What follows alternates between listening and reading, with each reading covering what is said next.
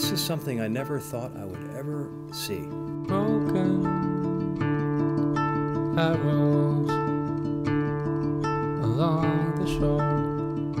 I would see boats delivered on the rooftops of buildings, 2-3-story buildings, saw logs impaling third-floor windows, cars bent like soft drink cans. The irony of where was I when the tsunami struck, I was actually preparing to come back to Tokyo. I was in Italy at the time, and the hotel I was in had no television. So I called my wife, and who is Japanese, and she told me that she was surprised I hadn't heard the news. And I immediately went down to an internet cafe, and I started seeing these incredible videos. The way we went to the tsunami area was a friend of mine had a minivan. There were rumors already that the Fukushima Daiichi nuclear power plant was going to possibly melt down. So we decided to go to the far side of Honshu Island, the main island, to travel safely up north. Information was sketchy. There was news coming out that villages were wiped off the face of the map, but there were ways in if you found the right roads. And I remember the first time we entered the zone, I just wanted to climb out of the window of the car. I had never seen anything like this, and I just wanted to photograph.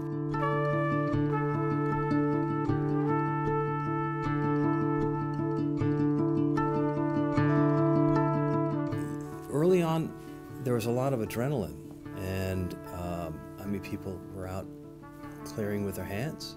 It was a humbling experience because you would stand on the ground and you would realize how hopelessly helpless you would have been in the face of that tremendous wave. We climbed up on a hill. We were about 3 stories up, and I knew the tsunami had come to the place we were standing, and we looked out over the devastated town. But what really hit me is when I turned around and looked at the hill and saw that the tsunami had gone even higher up on the hill. So the whole town had been leveled by the tsunami. It's just, it's hard to believe that the water could have come that high. It was our first full day in the tsunami zone. And before half the day was finished, we were in the same shape as anybody else. We were shuffling around in a state of semi-shock. We went into a relief center in a place called Otsuchi, which is in Iwate Prefecture. It's a port town, completely level. Most of the town had gathered in a gymnasium of an elementary or junior high school that was set on a hill. And people would come with flashlights and look at this message board to see, you know, somebody would say, "I'm okay, don't worry about me," or someone else might say, "Have you seen so-and-so? Have you seen my wife? Have you seen my grandparents?" I mean, this is heartbreaking stuff. And this one man we got to talking to, and he described how his mother, the first tsunami came, and it wasn't so big. So his mother said, I'm going to go back to the house because a lot of Japanese keep their life savings in the house. And he begged her not to go, and he relented, and she went. And he saw her go in the house. The second wave came back, bigger, took away the house. He never saw his mother again. And he's describing to us how his siblings said that he was a murderer because of that. That was hard to listen to. One of the things I found very interesting going into the zone were fields that looked like the Sahara Desert. They were, or the great deserts of Australia. They were dried, cracked soil in what had been rice paddies, and you could see just the little rice that had been cut the year before. And they estimate even in areas that aren't irradiated, it's going to take 4 or 5 years for the paddy to be suitable for growing rice again.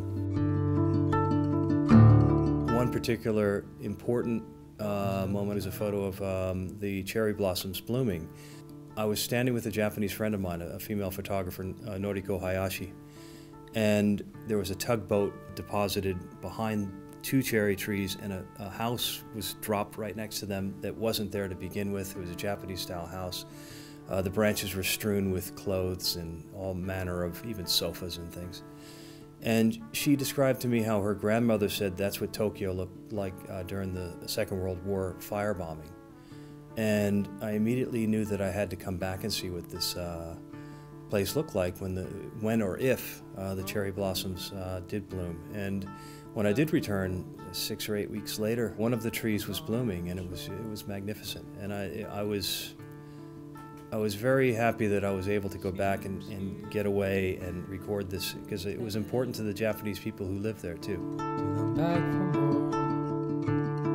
What is the next chapter? What are the next chapters in this issue? I hope that as I continue documenting onward, that it will not be completely lost from the minds of the world, outside world, because Japan will still need help in the relief effort. It will be a challenge to keep people's attention on this ongoing story. And as a photographer, what I've tried to do is create, in my mind, little pieces of iconic moments that tell you more about the situation than just simple facts. So as I go back, I think that the year ahead will be much more of a challenge than the year that is behind us. And I think the most interesting thing will be to gauge the fatigue of the survivors. And these are things that are going to be teased out over time, and we'll see what happens to that region as a whole. It's a beautiful place, and it was famous for good food, fresh food, fruit, great rice, great sake, and now Fukushima's synonymous with nuclear disaster. So let's see what happens in the years and decades to come.